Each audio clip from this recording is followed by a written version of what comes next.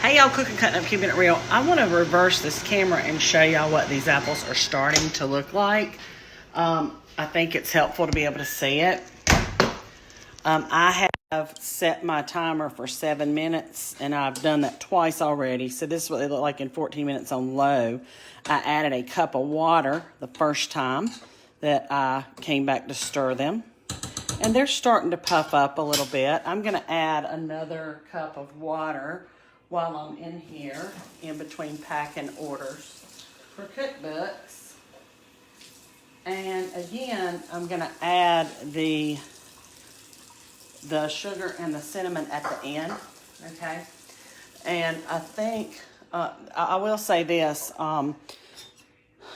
this is one of those recipes that literally is an act of love because it's a long process. You have to be patient and kind of do it in phases.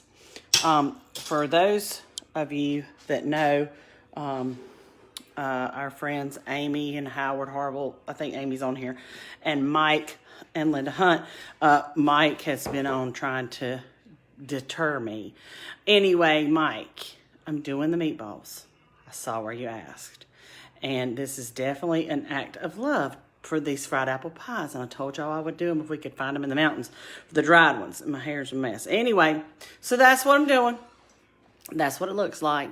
And I'll come back and show y'all live how to put it all together. Okay, so stay tuned, and I will see y'all in a little bit.